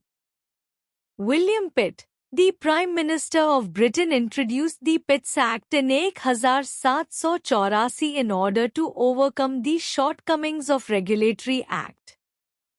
Board of Control was set up in Britain to control the company's military, civil and revenue affairs in India. William Pitt, who was the Prime Minister of Britain, ने Pitt's India act 1784 में लागू किया था ताकि regulating act की कमियों को दूर किया जा सके। इसके तहत एक बोर्ड ऑफ कंट्रोल की स्थापना की गई, जो ब्रिटेन में बैठकर company's military, civil and revenue affairs को नियंत्रित करता था। The board of control was to consist of 6 members appointed by the king. The Governor General was given the power to overrule his council and have control over Bombay and Madras Presidency. The Governor General was also made the Supreme Commander of the British forces in India. The company had the monopoly over Indian trade and the right to appoint and dismiss officials. Board of Control में 6 सदस्य होते थे, जिनकी नियुक्ति राजा द्वारा की जाती थी। गवर्नर जनरल को यह शक्ति दी गई कि वह काउंसिल के फैसलों को रद्द कर सके और बॉम्बे और मद्रास प्रेसिडेंसी पर नियंत्रण रख सके। गवर्नर जनरल को सुप्रीम कमांडर भी बना दिया गया था ब्रिटिश सेना के भारत में। इसके साथ ही कंपनी को भारतीय व्यापार पर मोनोपोली और ऑफिशियल्स की नियुक्ति और बर्खास्तगी का अधिकार दिया गया था। Charter acts. Besides Pitt's India Act, a number of charter acts were also passed till 1857. With every such move, the control of British government in India increased. The company's right to trade with India was also based on a royal charter issued in 1600. It was renewed every 20 years. Pitt's India Act के अलावा कई charter acts भी 1857 तक पारित किए गए थे। हर एक कदम के साथ ब्रिटिश सरकार का भारत में नियंत्रण बढ़ता गया। कंपनी का right to trade with India भी 1600 में दिए गए रॉयल चार्टर पर आधारित था, जिसे हर 20 साल में रिन्यू किया जाता था। The Charter Act of 1813 abolished the trading activities of the company, but the monopoly of the company in tea and its trade was retained. It also permitted Christian missionaries to settle in India. It allotted an amount from the company's Indian revenues for the encouragement of education, literature and science. For the first time, the company was made responsible for the well-being of the Indian people. Charter act of 1813 ने company के trading activities को समाप्त कर दिया, लेकिन company को T trade में monopoly बनी रही। इस एक्ट ने क्रिश्चियन मिशनरीज को भारत में बसने की अनुमति दी। इस एक्ट के तहत कंपनी के इंडियन रेवेन्यू से एक अमाउंट शिक्षा, साहित्य और विज्ञान को बढ़ावा देने के लिए आवंटित किया गया। यह एक्ट पहली बार कंपनी को भारतीय लोगों की वेलबींग के लिए जिम्मेदार ठहराता था। The charter act of 1833 abolished the company monopoly over tea and its trade. The company now became a purely administrative body under the British Crown. The Governor of Bengal was made the Governor General of India and empowerment him and his council to make laws affecting all persons. Power was thus centralized in the hands of the most powerful official of the British government, the Governor General. इस act ने company की monopoly को समाप्त कर दिया, खासकर T trade पर। अब कंपनी एक प्योरली एडमिनिस्ट्रेटिव बॉडी बन गई, जो ब्रिटिश क्राउन के तहत काम करती थी। गवर्नर ऑफ बंगाल को अब गवर्नर जनरल ऑफ इंडिया बना दिया गया और उसे और उसके काउंसिल को सभी व्यक्तियों के लिए कानून बनाने का अधिकार दिया गया। इस प्रकार पावर अब ब्रिटिश सरकार के सबसे शक्तिशाली अधिकारी गवर्नर जनरल के हाथों में केंद्रीकृत हो गई। The Charter Act of 1853 further increased parliamentary control over the company's affairs. The company's authority to recruit its officials ceased and appointment to all posts was thrown open to competition. The concept of civil service was introduced. Legislative Council was constituted to enact laws for Indian subjects with the consent of the Governor General. इस act ने parliamentary control को और बढ़ा दिया था। अब company को अपने अधिकारियों की भर्ती का अधिकार नहीं था और सभी पदों के लिए नियुक्ति कंपटीशन के माध्यम से की जाती थी। इसने सिविल सर्विस की अवधारणा को भी पेश किया। इसके अलावा एक लेजिस्लेटिव काउंसिल का गठन किया गया था, जो गवर्नर जनरल की सहमति से भारतीय विषयों के लिए कानून बनाए। Civil service. Lord Cornwallis started the civil service to effectively administer the company's territories in India. He introduced strict regulations for the officials, raised their salaries and linked promotions to seniority. Many bright young men got attracted to it. To these civil servants, Lord Wellesley set up the Fort William College at Calcutta, Kolkata, in 1801. The East India College in England was another institution which trained the young recruits. Lord Cornwallis ने civil service की शुरुआत की ताकि भारत में company के क्षेत्रों का प्रभावी ढंग से प्रशासन किया जा सके। उन्होंने अधिकारियों के लिए कड़े रेगुलेशंस लागू किए, उनकी सैलरीज बढ़ाई और प्रमोशंस को सीनियरिटी से जोड़ा। इससे कई होशियार और प्रतिभाशाली युवक इसमें आकर्षित हुए। इन सिविल सर्वेंट्स के लिए लॉर्ड वेलेस्ली ने फोर्ट विलियम कॉलेज की स्थापना 1801 में कैलकाटा, अब कोलकाता, में की थी। इसके अलावा इंग्लैंड में स्थित ईस्ट इंडिया कॉलेज भी एक संस्थान था, जहां नए भर्ती हुए अधिकारियों को प्रशिक्षण दिया जाता था। Till 1853, The civil servants were nominated by the directors of the company. After 1853, civil servants began to be selected through a competitive examination. It was difficult for Indians to get selected. This was because the examination was held in London and very few Indians could afford the cost of travel. The medium of expression was English, which was a foreign language to the Indians, and the maximum age for competing was very low.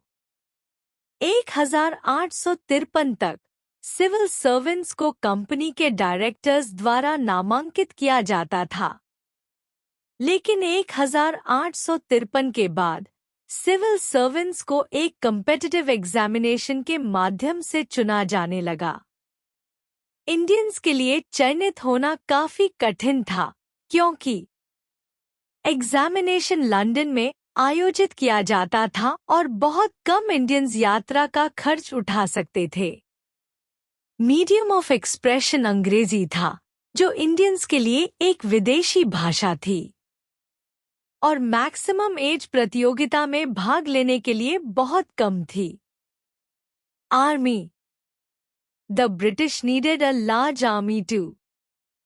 British को एक बड़ी army की आवश्यकता थी ताकि वे conquer more territories, ज्यादा territories को कॉन्कर कर सकें। Protect British territories from their rivals, British territories को उनके राइवल्स से बचा सकें। Protect the trading interests of the company and suppress internal revolts against the British, company के ट्रेडिंग इंटरेस्ट्स की रक्षा कर सकें और ब्रिटिश के खिलाफ होने वाले इंटरनल रिवोल्ट्स को दबा सकें। The army consisted of Indian soldiers who were called sepoys. It is the anglicized version of the Hindi word sipahi. Many of them were originally farmers. They were keen to join the company's army as it was considered a prestigious occupation. Most sepoys were recruited from areas at present included in Uttar Pradesh, Bihar and Jharkhand. British officers commanded the sepoys. Army में भारतीय सैनिक होते थे, जिन्हें सेपॉयज कहा जाता था।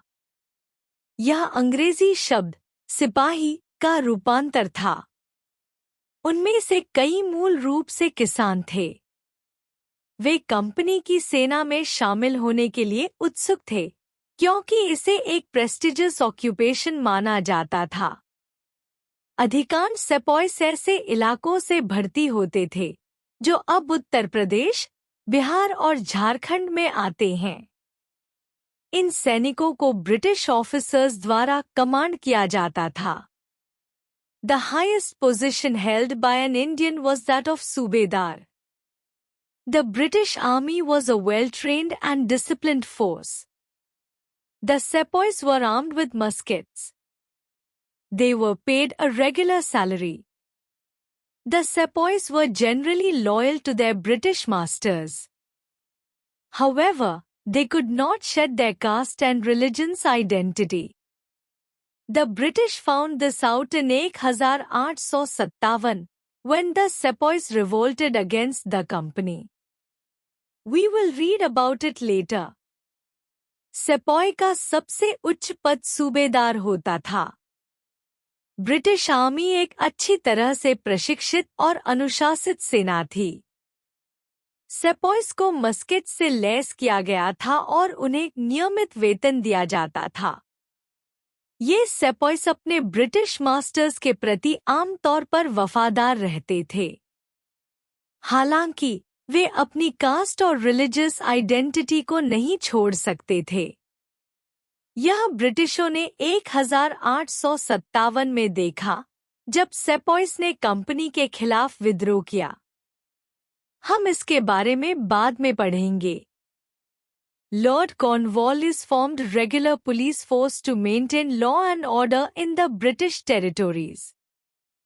For effective administration, The districts were divided into thanas, each of which was put under the charge of a daroga. The village policemen became chowkidars. In 1791, the post of superintendent of police was created. Later, the post of a district superintendent was also created. As in the army, only Europeans were eligible for the higher posts in the police service. The police was an effective force under the British. It succeeded in reducing major crimes, one of them Bringthugi.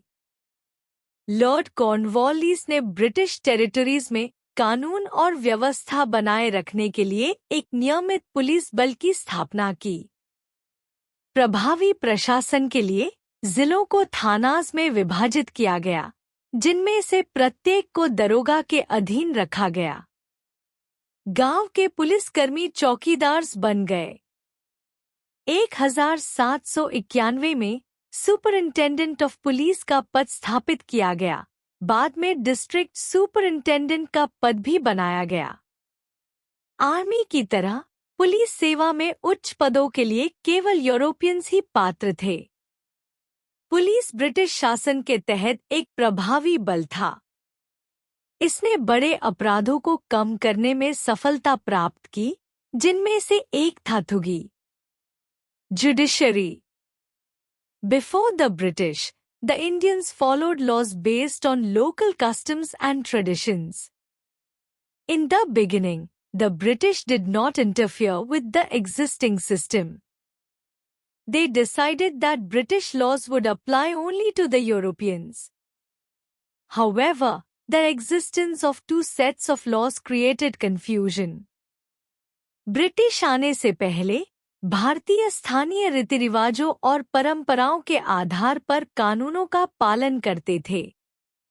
शुरू में ब्रिटिशों ने मौजूदा व्यवस्था में हस्तक्षेप नहीं किया था।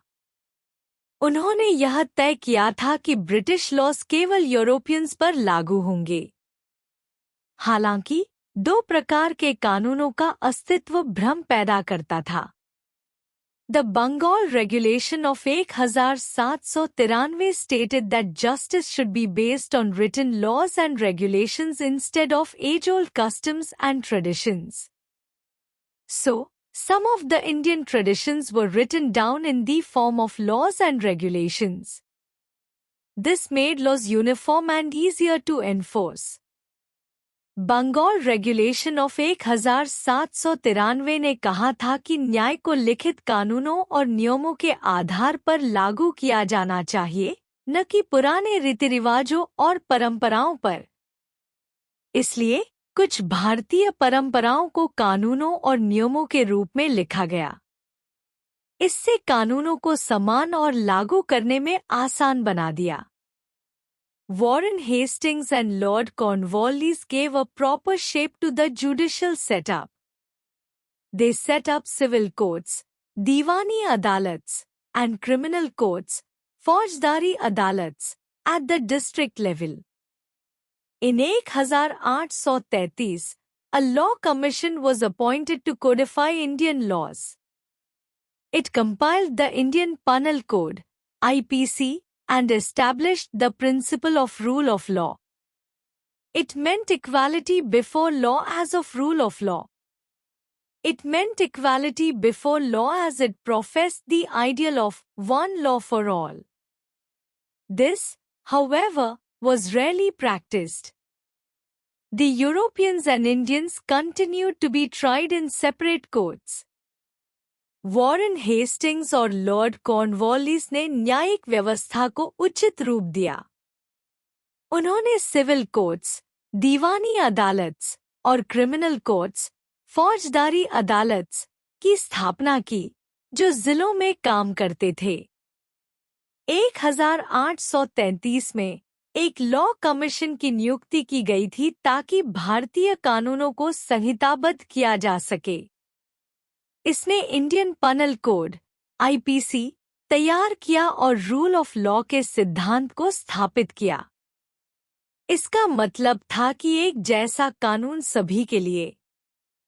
हालांकि यह अक्सर सही से लागू नहीं किया गया। यूरोपियंस और इंडियंस को अलग अलग अदालतों में न्याय दिया जाता था। Land revenue policies of the company. The British introduced different land revenue systems on regional basis and on other considerations.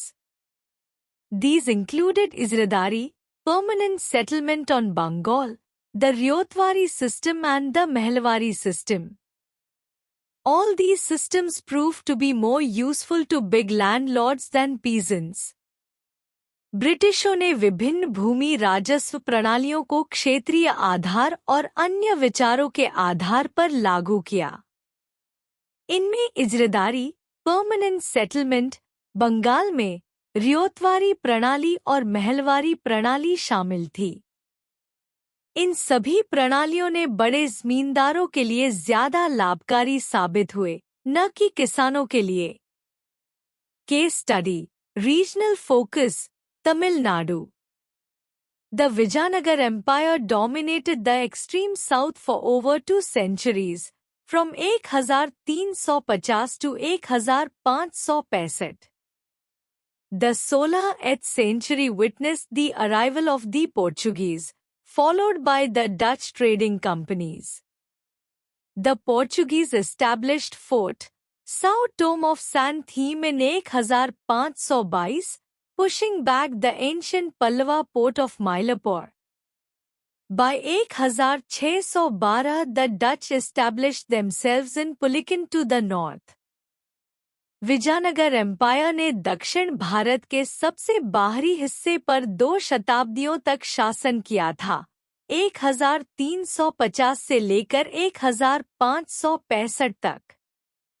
16वीं शताब्दी में पोर्चुगीज और फिर डच ट्रेडिंग कंपनीज का आगमन हुआ। पुर्तगालियों ने 1522 में साओ टोम ऑफ सैंथीम नामक एक किला स्थापित किया था, जिससे पल्लवा के प्राचीन बंदरगाह माइलपोर को पीछे धकेल दिया।